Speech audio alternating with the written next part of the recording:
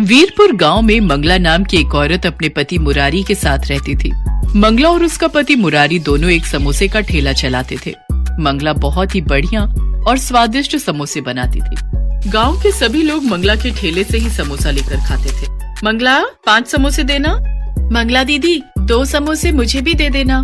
कुछ भी कहो मंगला, ऐसे समोसे इस पूरे वीरपुर गांव में कोई नहीं बनाता। वाह वाह वाह वाह। मंगला और मुरारी दोनों मिलकर अच्छा कमा लेते थे। 590 और ये 10 रुपए, पूरे 600। सुनो, बस ऐसे ही हम पर लक्ष्मी जी की कृपा होती रहे। हमारी कमाई बहुत ही अच्छी हो रही है। सब तुम्हारे हाथों के बने समोसों का ही तो कमाल है मंगला। सुनो, कल जल्दी उठ जाना। समोसे बनाने का सामान खत्म हो रहा है, जल्दी मंडी हो आएंगे, क्योंकि टाइम पर समोसे बनाकर ठेला भी तो लगाना है। ठीक है, तुम मुझे जल्दी उठा देना। अगले दिन मंगला और मुरारी दोनों समोसे का सामान लेने मंडी जाते हैं।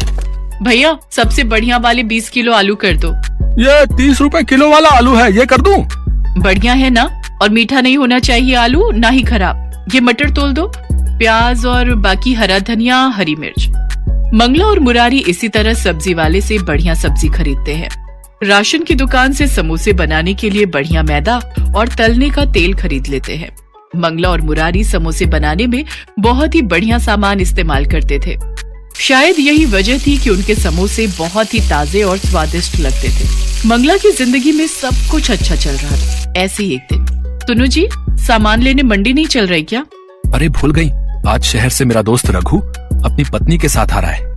हाँ, मैं तो भूल ही गई। एक काम करो, सामान मैं खरीद लाती हूँ। कभी पीछे से आ जाए तो तुम तो घर पर होगे, और सामान लाना भी जरूरी है। कल ठेला कैसे लगेगा फिर? मुरारी घर पर ही रुक जाता है और मंगला सामान खरीदने चली जाती है। मंगला जब सामान खरीद कर वापस घर लौटती है तो रघु और उसकी पत्नी आए हुए थे। मंगला उन्हें खाना पीना करवा कर समोसे बनाने का सामान खोल कर रखने लगी। अरे आप लोग इतना महंगा सामान खरीद कर समोसे बनाते हो, इससे आपको क्या बचत होती होगी? 5 रुपए के समोसे में 10 रुपए की तो लागत ही लगा देते हो। ऐसे थोड़ी होता है। अरे कमाई करना सीखो। मैं शहर में रहकर बहुत कुछ सीख गया हूँ। मैं तेरी बात नहीं समझा रघु। भैया, मैं आपको समझाती हूँ। हम पति पत्नी शहर में अपना घर बना कर बैठे हैं और आज ये हमने मिलावट करके ही कमाया है। बस ग्राहकों की जीभ पर स्वाद लगना चाहिए। अरे तू समझा नहीं, तू इतना महंगा मैदा, इतने महंगे आलू और सब्जियां, तेल सब कुछ खरीदता है भाई। पर मैं भी ऐसे ही समोसे और पकौड़े का ठेला लगाता था, पर कोई कमाई नहीं होती थी। फिर मैंने शहर जाकर देखा कि सस्ता सामान लगाकर भी उतनी ही कमाई होती है जितना कि महंगा लगाकर। हाँ, सबसे घटिया मैदा और सूजी खरीदो और शाम के समय मंडी जाओ जहाँ सब्जियां छट जाती हैं, वो सस्ते में खरीद लेता हूँ। अब कोई खराब थोड़ी होता है सामान, बस थोड़ा पुराना ही तो होता है। ग्राहक कौन सा देख कर आया है? कितनी दुकानों पर सामान खरीद कर खाते हैं, अपने ऊपर कोई बात थोड़ी आती है। मंगला रघु और उसकी पत्नी की सारी बातें सुन रही थी। पर ये तो गलत है ना रघु, हम ग्राहकों को बढ़िया खाना खिलाने की जगह घटिया चीज खिलाएंगे तो उनकी सेहत पर भी तो असर होगा। अरे कुछ नहीं पता चलता जी, कहीं लिखा थोड़ी है कि तेरे ठेले के समोसे खाकर ही ग्राहक बीमार हुआ है? अगर अपना पक्का घर बनवाना है तो थोड़ी बहुत तो धोखाधड़ी करनी ही पड़ेगी भाई, वरना ऐसे काम नहीं चलेगा मंगला भाभी। ये ठीक कह रहे हैं मंगला भाभी, आगे बाल बच्चे होंगे तो खर्चा भी तो चाहिए। अभी से ये सब शुरू कर दो, वरना बाद में बहुत पछताओगे। कब तक रोजाना की कमा कर खाते रहोगे? कुछ तो जोड़ोगे ही ना। रघु और उसकी पत्नी की बात मंगला के दिमाग में घर कर गई। मंगला को कम लागत में ज्यादा पैसे कमाने का लालच आ गया। कुछ दिन बाद मंगला और मुरारी जब समोसे बनाने का सामान लेने मंडी गए। क्या हुआ मंगला दीदी, आज सब्जियां नहीं खरीदनी? अभी नहीं भैया, थोड़ी देर में आती हूँ। सुनो, यहाँ आगे वाली गली में जो दुकान है वो सस्ती सब्जी देता है, उसके पास चलते हैं। मंगला, ये कैसी बातें कर रही हो? तुम रघु और उसकी पत्नी की बात मानकर सचमुच घटिया सामान खरीदने वाली हो? हाँ, तो इसमें बुराई क्या है? कब तक ऐसे टूटे फूटे पुराने घर में रहते रहेंगे? हमें भी तो शौक है नए और पक्के घर में रहने का, ढेरों पैसे कमाने का। अच्छा हुआ रघु भैया की बात मुझे समझ में आ गई, वरना मैं तो रोजाना ही लुटने वाला काम कर रही थी। मंगला, मुझे लगता है ये हम ठीक नहीं कर रहे। कहीं ऐसा ना हो इस लालच का नतीजा बुरा निकले। अभी तुम चुप रहो, मुझे सामान खरीदने दो। गया भैया, वो सस्ता वाला मैदा कौन सा है वो दिखाना जरा। सबसे सस्ता वाला दिखाना। हाँ, तेल कौन सा है खुला जो सस्ता मिल जाए? मैं समझ गया तुम कौन से तेल और मैदे की बात कर रही हो। अभी रुको, मैं अंदर से लेकर आया है। दुकानदार अंदर गोदाम में से कुछ मैदे और आटे के कट्टे साथ में तेल की बोतलें लेकर आता है। भैया, इस मैदे में तो घुन लग गई है। अब सस्ती चीज लोगे तो थोड़ी बहुत खराब तो मिलेगी ही भैया।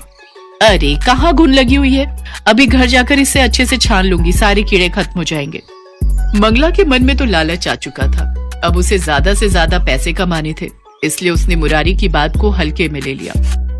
मंगला उस पुराने सामान से समोसे तैयार करती है और शाम के समय ठेला लगाने बाजार में पहुंचती है। लोग तो मंगला के समोसे खाने के लिए पहले से ही भीड़ लगाकर रहते थे। कुछ ही देर में मंगला के सारे समोसे बिक जाते हैं। मंगला बहुत खुश थी क्योंकि आज कम लागत में उसकी कमाई ज्यादा हुई थी। आज तो कल से भी दुगने पैसे बच गए। देखा, रघु भैया शहर में रहते हैं, उन्हें सारी जानकारी है। हम दोनों तो इतना महंगा सामान इस्तेमाल करके लुट रहे थे।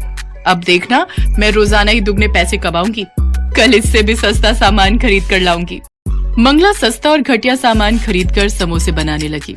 धीरे धीरे गांव के कुछ लोग बीमार पड़ने लगे।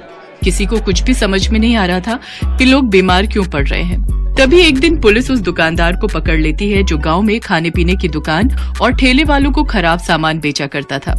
हाँ भाई, कौन कौन से खाने पीने की चीज बनाने वाले दुकानदार हैं और ठेले वाले भी, जिन्हें तो ये पुराना सामान बेचता है, जिस कारण गांव के लोग बीमार पड़ने लगे हैं भाई। अब मैं सबके नाम बताता हूँ मालिक। दुकानदार घबराकर सबके नाम बता देता है और उन नामों में मंगला और मुरारी का नाम भी शामिल था। मंगला और मुरारी को पुलिस पकड़ लेती है। मंगला आज सचमुच बहुत पछता रही थी क्योंकि उसने किसी के कहने पर अपना बसा बसाया काम खराब कर लिया, और वो भी थोड़े से पैसे कमाने के लालच में। इस कहानी से हमें यही शिक्षा मिलती है कि हमें कभी भी लालच नहीं करना चाहिए और दूसरों की बातों में कभी भी नहीं आना चाहिए। शहर से दूर एक चंपानगर नामक गांव था। इस चंपानगर नाम के पीछे बहुत ही भूतिया घटना है। शहर से दूर होने के कारण यहाँ दुकान यातायात की बड़ी समस्या थी। कोई भी जरूरी सामान लेने जाना हो तो सीधा शहर जाना पड़ता था। उसी गांव में चंपा अपनी छोटी बहन चमेली और बाबा के साथ रहती थी। अच्छा बेटा, मैं शहर किसी काम से जा रहा हूँ, कुछ दिनों में वापस आ जाऊंगा। तुम दोनों घर का ख्याल रखना। बाबा, मेरे लिए शहर से चाट पकौड़ी लाना और मेरे लिए समोसे और पानी पूरी। अच्छा, लेते आऊंगा। तुम दोनों एक दूसरे का ख्याल रखना, ठीक है?